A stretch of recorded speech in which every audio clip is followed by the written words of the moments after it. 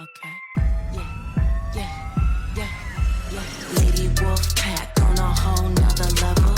Savage as they come, gang of female rebel. Got the sharpest claws, we got the whitest teeth. We coming for your lunch, but we only bring the heat.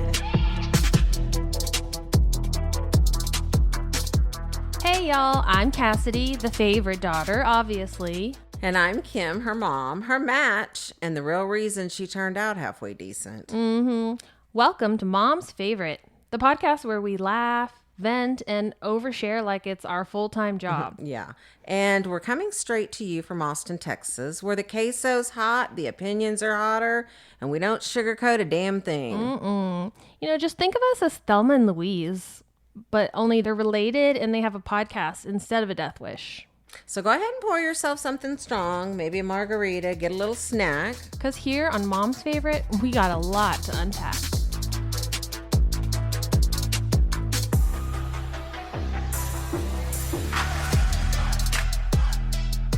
Hi, y'all. It's Kim here.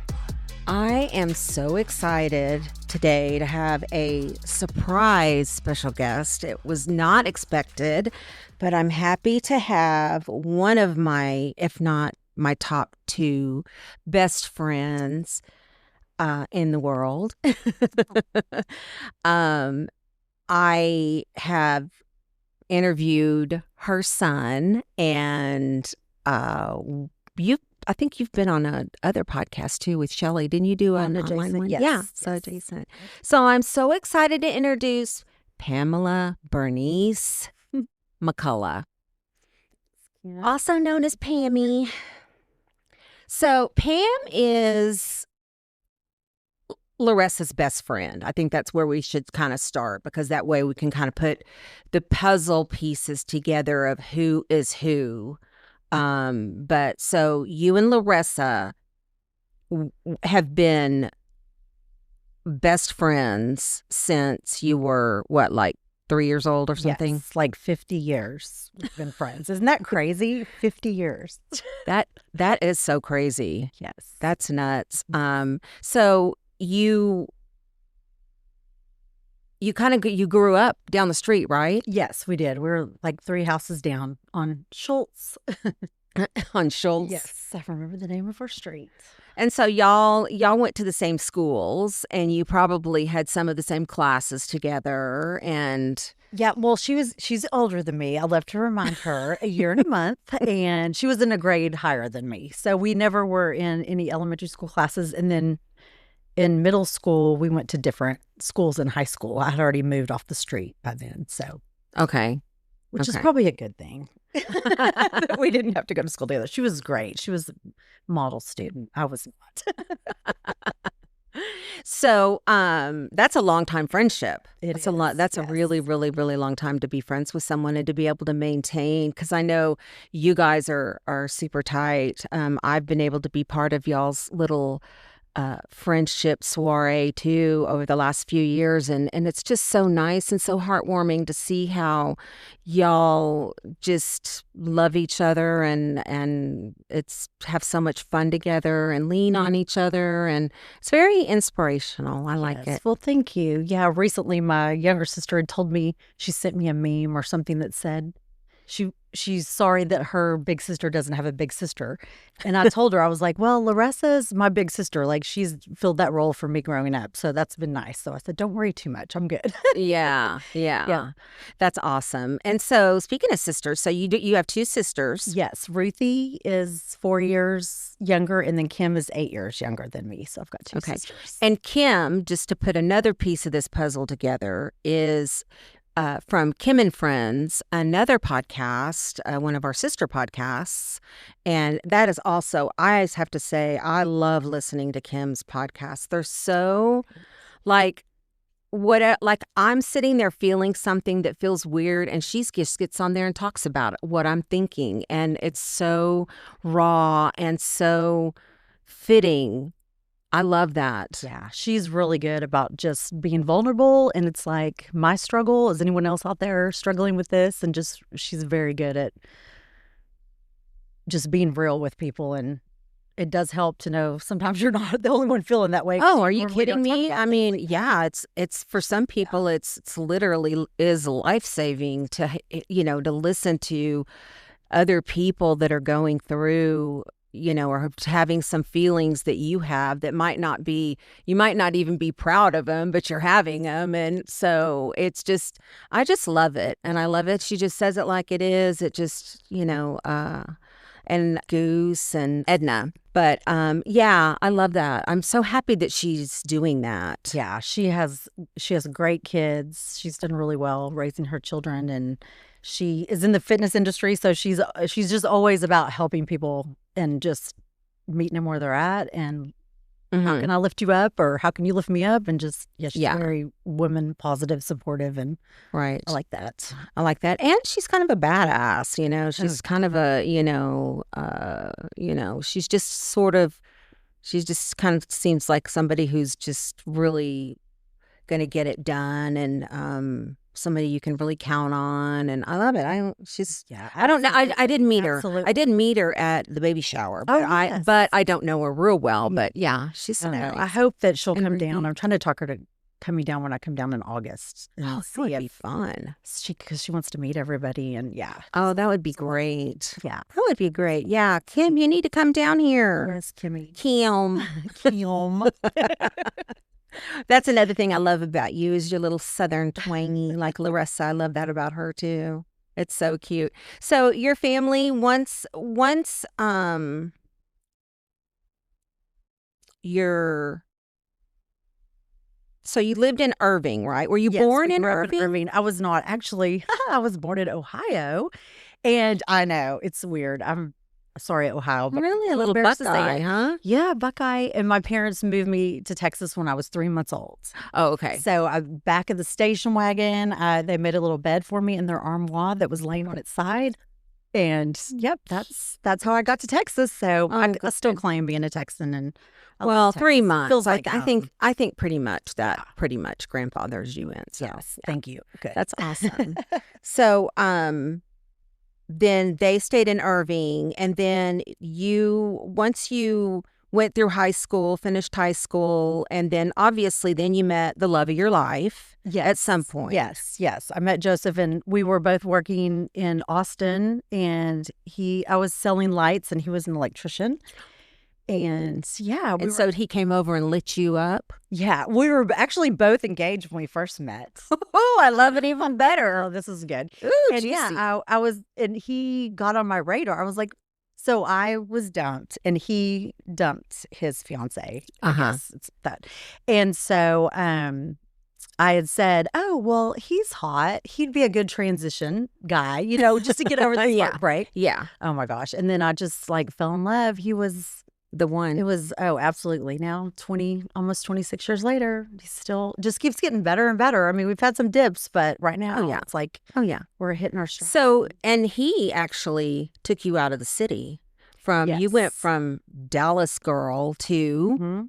Wyoming girl. Yes. Pinedale. He was raised in Idaho. And so he always wanted to move back to that environment and raise the kids there. And I was like, why? And then my mom started summering in Creed, Colorado. And so I saw a different way of life that I had never seen. And the kids could chase butterflies and run around the yard. And it was just so much freeing. And so I was like, oh, there's something to this. So we got on and we were looking. He was raised in Idaho. And so we were kind of looking in that area and found Pinedale, and it was perfect. Their motto is all the civilization you need. And that is so Mhm. perfect because it is. It's not just some podunk Yeah. town with nothing culture, no culture, anything like that. Right. And it's been perfect. And yeah, raised the kids there, and they went through high school, and yeah, Emma's left and come back, decided that it wasn't as bad as she thought it was. Yeah, of course. So that was good. And Joey's down here now in Texas. So, yep. Yeah. So it was, I'm sure, a lot different raising kids there versus like raising kids in a city. So he probably thought that they could get a better life and, probably a better education and everything else. Maybe. I don't Yes, know. absolutely. When we moved in Irving, they were actually splitting time between language Hispanic language Mhm. and English, and we would probably put them in a private school. They went to a private school for preschool, and so we found this place. And the Pinedale school system, Sublette County, is amazing. I mean, I could not ask for a better school system to raise them in. Like it was really a good experience raising. And so you actually worked at the high school, right? I did, yeah, for like 14 years I worked there. Oh my goodness, I didn't know it was that long. Wow. Yeah, and I started out just part-time. I would watch the kids when the driver's ed teacher took them out to drive, and then I eventually started as the attendance secretary, and so I worked at the high school as the attendance secretary. I took a little break for a bit and just substitute teached, and then after that I went back to that position. And Nice. So what did your kids think about you working at the school? Because I couldn't imagine my mom working at my high school. I'd be like, you can't get away with anything. yeah, well, I would like to think that that's how it went, but it seemed to me like no. We didn't really have any major things. There were pros and cons. Like they always had food and snacks, and there was a couple times when Joey and Emma got in trouble, and I was there, but I had to just step back and let the principal handle it. And Right. Okay. But it was kind of fun to see them, get to be around them. And their friends were always at our house, and Right. we always had a house full of kids. So it was kind of nice to be able to do that. And I think it wasn't as bad as they thought it was going to be. I don't think. I'm like, look, I've been doing this, because they came in kind of the end of when I had already been working there for a long time. So Right. they were trying to tell me, I'm like, look, I've been working here for a while now. Look, this isn't my first rodeo. Like too. I'm not everybody's mom. Like it's different when I'm here. So yeah, it was fun though, just getting to see them do that. Well, I love Pinedale too. I got the opportunity to come up there and visit with you when Larissa and I came up there. What a great, I can see why you fell in love with it, because it's just everywhere you look is just amazing. It's breathtaking. Like it makes you feel good. I don't know. It just makes you feel, I don't know, like you're in America. Yeah. And it's everybody says they just feel peaceful when they come there, especially coming from the city.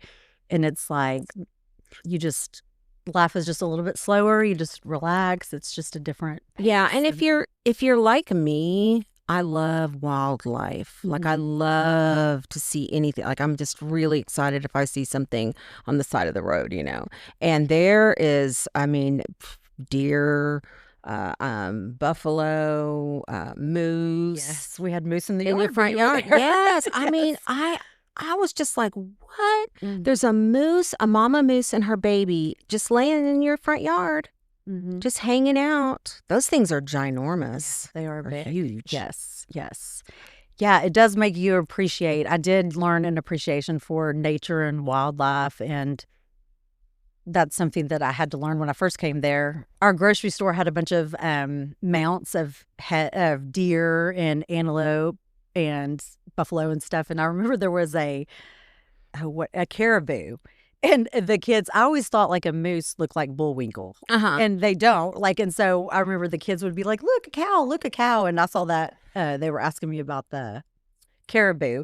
And I was like, well, I don't know what that is, but let's move on. I thought it was like if a moose and an elk had a baby together or something. So I learned, I really did not know much. I had been to Yellowstone as a kid, but yeah, I had a lot to learn. And now since then I've embraced the ways, camping, hunting, hiking, kayaking, all that stuff. So And then in the winter sports too. and skiing and snowboarding. Yes, It's amazing. Yep. That's just beautiful. I love it. What is your favorite thing about Pinedale? Like what's the best thing about it? Oh, the best thing about Pinedale is probably just the community. And it can also kind of sometimes be the worst thing because everybody does know or think they know your business. But also, if anybody, people are there. People show up for people. Pretty much everybody just is doing their own thing. But if there is something, like if you have a crisis, people are just willing to be there and help out. People are So tight it is a really good community, and it's very diverse. It's diverse for a Wyoming community, and so that's nice. And there's people from all over. So I would just say probably the people there, and Yes. Yeah, I'm looking forward to going back. We keep talking about it. Our girls group, we keep Yes. saying, "Yeah, we're going to go. Let's go. Let's do. We need to do a Wyoming trip. I know. We need I to do want a to get a Wyoming trip." camp together, like kind of we did with Shelly, and do like a Wyoming camp. And I can have people. I've got ideas. Like I want everybody to learn how to Great. shoot a bow and arrow, or that would be just do so different fun. Wyoming things. Because I know that was just so fun for me to learn all that and experience it. So I want to be able to share it with my other city folk. Oh yeah, that would be so amazing. That would be cool. I'd be in for that for sure. Great. Well, you'll have to. You don't have a choice. You don't have a choice. You're in. You're in. So you have beautiful Emma, and Emma has 2 beautiful daughters. So you're a grandma. So what's that like? Oh, it is the best. I mean, it is like I love being. They call me Gigi, and it is the best. I have Lucy. She's 5, and Audrey is 5 months, and it's just such an amazing experience. I mean, they just love you and think you're so great.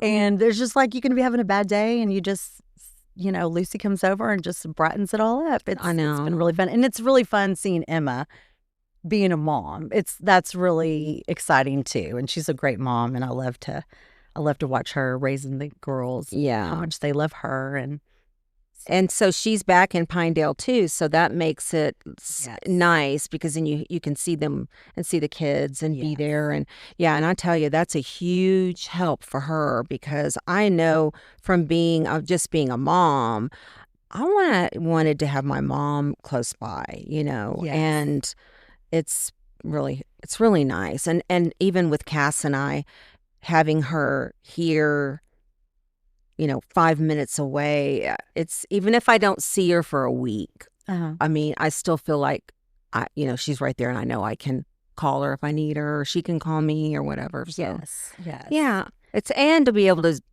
see the kids grow up and participate in their lives. Yes, adult mother-daughter relationships are really neat. Like we're just getting to that phase the past couple years, and I've really enjoyed it. It's like, we're kind of friends. It's nice. Yeah. We kind of bounce ideas and thoughts and questions off each other. And yeah. So, I mean, it does get better, because you're not really so much in charge of everything they do anymore. And so it takes that pressure off of you as the mom, of you can actually enjoy their company and not have to worry about if they're not doing what they're supposed to be doing. exactly. Yes. Like, That's on you now. That's on you. That's on you. And Emma's always seemed like she has a pretty good head on her shoulders. When I listened to her on that last podcast, she really sounded really grown up. Yeah, she has. She's done a lot. She started her own business, and she's doing well in that. And she just, if Emma wants to get something done, that girl can do it. I admire her for that. I tell her she's like one of the toughest women I know. Like if she wants to make it happen, she will make it happen. And I respect her for that. I wish I had more of that gumption and go get. But, Yeah.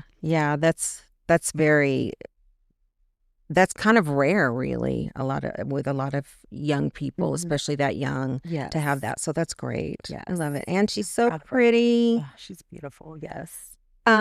So you recently, I'd say in the last few years, you recently developed, or it seems like it might be longer, that you started this little this art love of yours and creating art. Yes. And it seems to be like really something that has sort of turned into this little passion, and you're like making money at it. You're selling your paintings, and so tell me about that. Yeah, well, it started during COVID, and actually Emma got me started because she started painting, and so then I started painting just to kill the time, and I just fell in love with it. I've always been creative. I've always just had to do creative things. It's just in my blood. But I started painting, and I really enjoyed it. And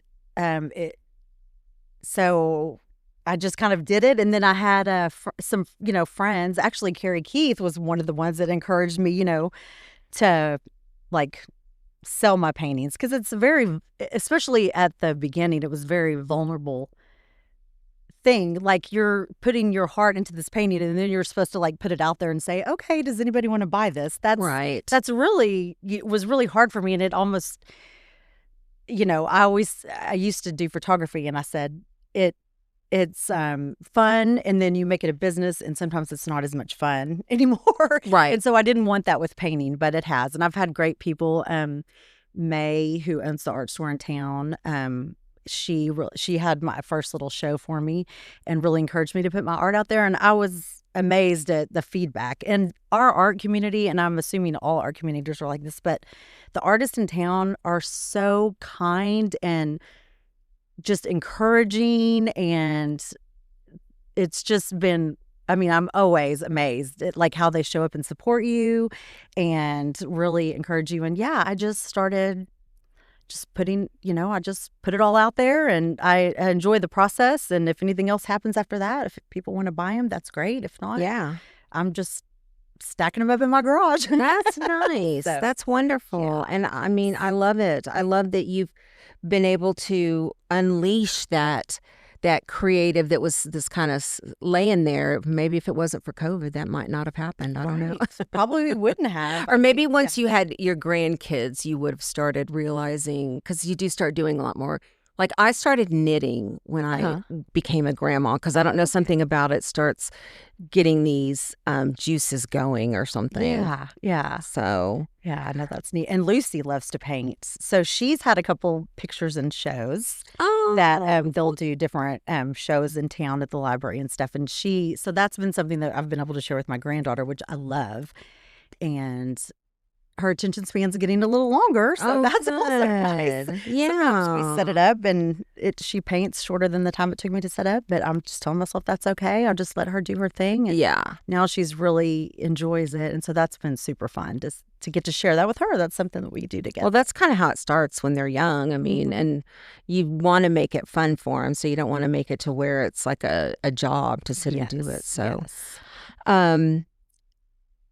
that's nice. That's nice that you do have that to enjoy that with her. And so I'm excited because you're actually in town. Yay. You're in Austin right now. I forgot to mention we're in our studio, but we are in our studio, our Austin studio, and I'm really excited because we've got kind of a day of fun scheduled, and we're gonna hang out with some other friends and some family, and kind of, I don't know, just tear one on, I guess. I'm looking forward to it. It's always a good time. So we are so, I have to say too, because the Tier 1 girl group, it's a very private kind of selective type of group of people, and not very many people can make it in. But you have made it in, and so you are basically in Tier 1 now, I would say. And it's so great how everybody's kind of embraced you, and you can now come down and travel with us, and not like you needed any help with any friend groups, but it kind of is nice to have. And then we got to meet one of your friends, and probably other of your friends when we go. So I love that. Yeah. Meet women from all walks of life. Yes. Yeah, it's been fun. We have a similar group. We call ourselves the Core. Shout out to Jula, Jenny, Lisa, Becky. Woohoo! Our core's a little smaller, but that's okay. Yeah, but it has been, the women in this group have been just wonderful. I got to know you first, and we kind of really connected because of our love for Larissa. And and now it's like, you're a very good friend of mine that I reach out to independently with, not even in regards to Larissa. Yeah. Well, and because of like Joseph working for me, little Joey. Yes. Joseph Jr. has worked for me. If anybody who didn't catch that last episode with Joseph on it, he worked with my son, with Jake, special needs, and he's amazing and just has such a gift of being able to I think he connects with those people.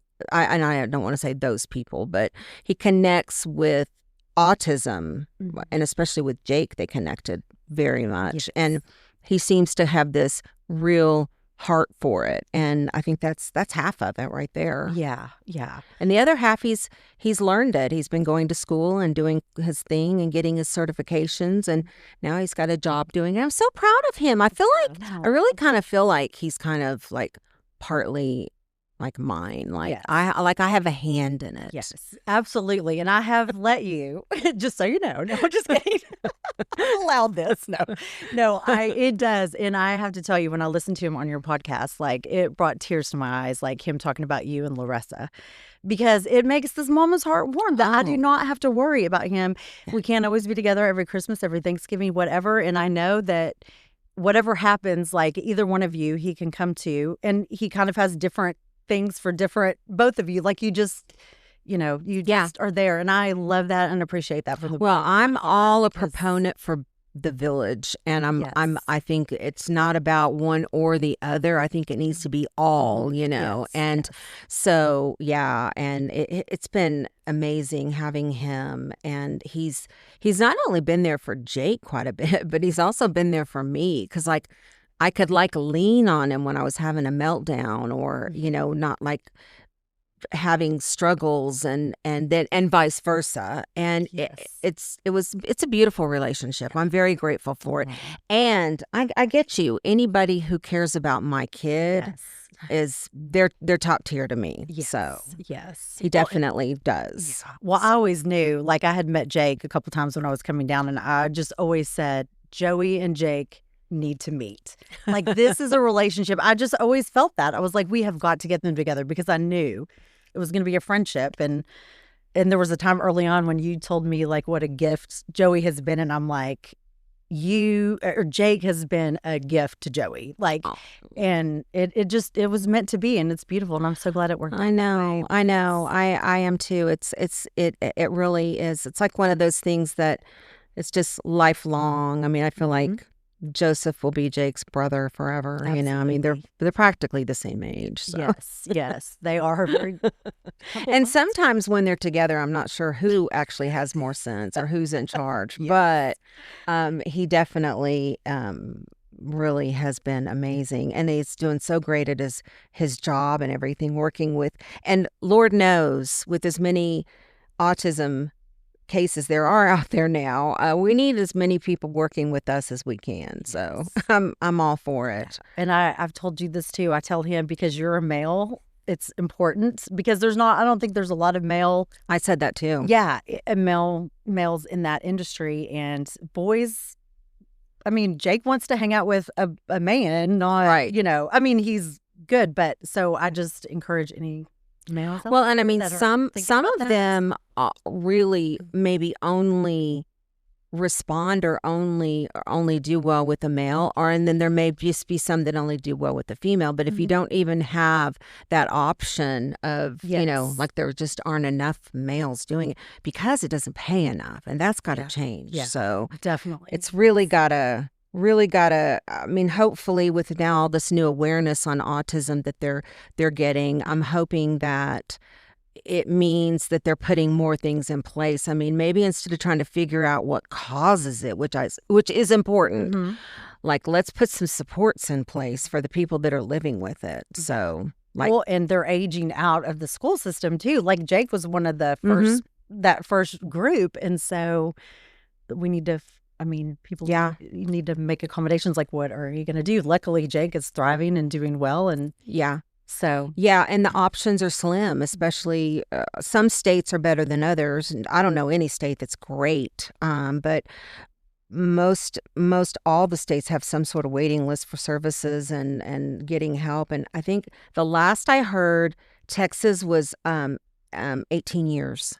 So in other words, if you had a child that was born with autism or that was diagnosed with autism, it would take 18 years from the time you signed up for services in order to receive them. Wow. Can you believe it? That's not okay. Yeah, it's not. I'm hoping that there's changes on the horizon for that, because that's That's just really criminal, actually. Yes. But anyway, I absolutely love your family. I love everything about your family. I love your extended family. Your mom is a dynamo too. She's how old is your mom? My mom is 79. She's 79, and she's just like travels and hikes and kayaks and I don't know, whatever else does she do? She's now she's working on 800 miles by the time she turns 80 walking.